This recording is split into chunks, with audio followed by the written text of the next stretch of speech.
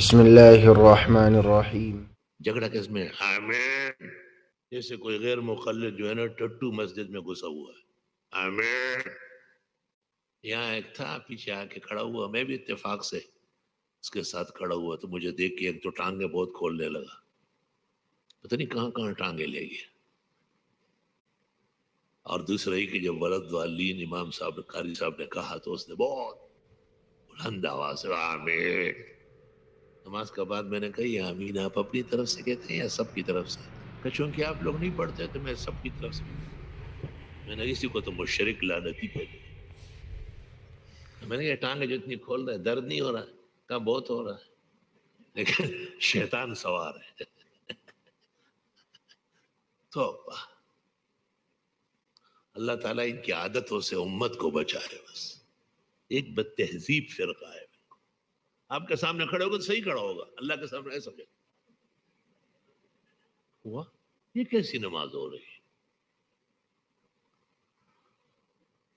بھئی یہ مسئلہ اگر ائمہ کے درمیان اختلافی ہے، ہمیں تو معلوم نہیں کہ اور اماموں نے کہا کھولو، تو پھر حدیث تم سمجھتے ہو، مالک مدینہ میں نہیں سمجھا، ابو حنیفہ کوفہ و بغداد میں نہیں، احمد نہیں، شافی مکہ میں نہیں، تم کدھر سے آئے؟ گجرانوالہ فیصل آباد میں حدیث کا نزول ہوا ہے کہ خیر تو ہے؟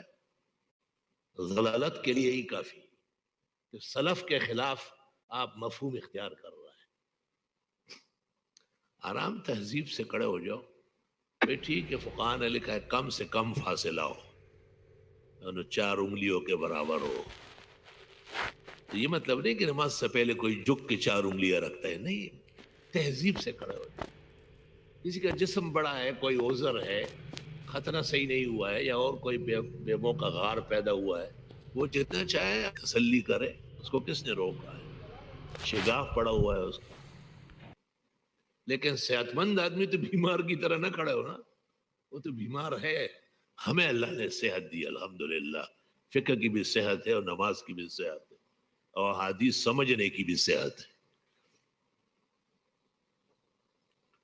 انعام بغض، حالانکہ ان کے بڑے گزرے ہیں نواب صدیق حسن خان قنوجی، جو بھوپال کی بیگم صاحبہ سے نکاح کر کے نواب صاحب کہلائے، تو وہ اصلاً لکھنؤ کے رہنے والے ہیں، بھوپال میں نکاح ہوا تھا تو پھر وہی نواب بھوپال ہو گئے، اس لیے مولانا عبدالحی لکھنوی اور ان کے درمیان خط و کتابت ہوئی، تو مولانا عبدالحی ان کو لکھتے تھے یا صاحب العروج بالفروج، یعنی بیوی کی وجہ سے نواب صاحب، یا صاحب العروج بالفروج۔ تو مولانا کی مسجد میں مولانا خود نماز پڑھاتے تھے مولانا عبدالحی سے نور اللہ برکتہ، تو نواب صاحب جب وہاں جاتے تھے نا تو سر پہ ٹوپی کے اوپر صافہ باندھتے تھے، ویسے عادت نہیں تھی، کسی نے ان کو کہا خیر تو ہے، کہا نماز مولانا عبدالحی کے پیچھے پڑھنی ہے، اور وہ حنفی امام اور فقی ہے، ان کے ہاں پگڑی کا بڑا اہتمام ہے، تو بحیثیت امام کے میں ان کا مقتدی ہوں، مقتدی امام کو ایذا نہیں پہنچاتا ہے، ادب دیکھو ذرا۔ اور نواب صاحب کی تمام کتابوں پر مولانا کی تنقید ہے، رد و قدح ہے۔ جب مولانا عبدالحی صاحب کا انتقال ہو گیا تو نواب صاحب نے اپنے طالب علموں کو دوستوں کو جمع کیا، قرآن شریف پڑھوایا، بڑی دیر تک قرآن شریف کے سپارے پڑھے گئے، اور پھر جب قرآن شریف کا ختم پورا ہوا اور سپارے جمع ہو گئے تو نواب صاحب ممبر پر بیٹھ گئے اور انہوں نے کہا مولانا بہت بڑے عالم تھے، حنفی فقی تھے، اور ان کا مجھ پہ بڑا احسان ہے کیونکہ میری کتابوں کی غلطی بتاتے تھے، اس کے بعد میں اصلاح کرتا تھا، آج سے وہ بات ختم ہو جائے گی۔ کیسے قدردان لوگ تھے،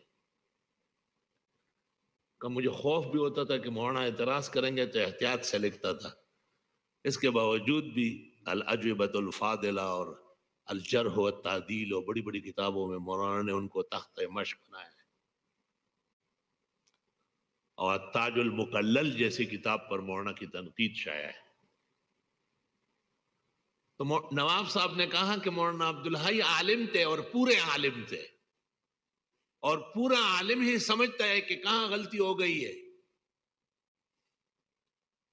اور میری کتابوں کا وہ پورا جائزہ لے کے مجھے آگاہ کرتے تھے، اس کے بعد میں اصلاح کرتا تھا.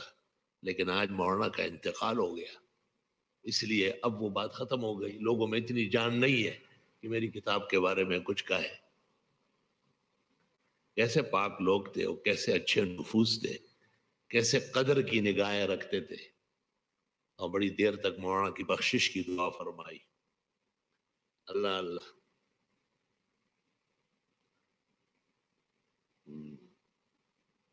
نواب صاحب کی بہت کتابیں ہیں ماشاءاللہ، صاحب التصنیفات ہے، لیکن 2 کتابیں ان کی ابد نشان ہے. ایک الریاض المرتاض، میں اس کی وجہ سے ان کو ہندوستان کا سربراوردہ عالم مان رہا ہوں، اور دوسری نزل الابرار فی الدعوات الماسورہ عن سید الابرار. یہ 2 کتابیں ابد نشان رہے گی مولانا کی. تو مولانا عبدالحی تو 87 کتابوں کے مصنف ہے. موطا محمد پر ان کی تعلیقات ہے، اس سے آیت اور شاید قیامت تک کوئی ایسی کتاب نہیں آئے گی.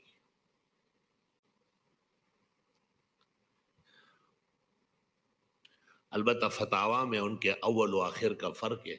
ابتدائی دور میں بعض اساتذہ کی وجہ سے کچھ غیر مقلدیت سے متاثر تھے، لیکن بعد میں مولانا نواب صدیق حسن خان کے ساتھ گفتگو اور مذاکرے کی وجہ سے ایسے مصمم پختہ کار حنفی ہو گئے کہ استقامت کا پہاڑ بن گئے. اس لیے مولانا کے فتاوا میں یہ فرق کرنا پڑے گا کہ یہ فتویٰ مجموع الفتاوا کا کس وقت کا ہے. بعض فتاوا پہ اشکال ہے اہل حق کو. ہمارے درس میں ہماری کوشش ہوتی ہے کہ ہم اپنے حاضرین مستفیدین اور اپنے دوستوں سے علماء اور ان کے پیش بہا خدمات کا تعارف کریں. اللہ اللہ. جس کو علم اسماء الرجال بھی کہتے ہیں اور علم الکتب بھی کہتے ہیں. یہ ڈاکٹر جو ہوتے ہیں یہ بڑی بڑی میٹنگوں میں برطانیہ اور امریکہ جاتے ہیں اور وہاں پر نئی نئی دوائیوں پر بحث ہوتی ہے. کسی دوا کو روکتے ہیں، کسی کو جاری کرتے ہیں، تو ان کا علم زیادہ ہوتا ہے. اس طرح علماء کرام کو بھی یہ پتہ ہونا چاہیے کہ اس وقت پاکستان میں کون سی بڑی کتاب آئی ہے.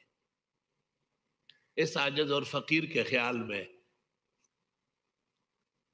طوالع الانوار جو عابد سندھی کی برادر محترم احسن عبد الشکور کے تحت الاشراف اور تحت النظر الدقیق والعلم العمیق شائع ہو رہی ہے 40 جلدوں میں.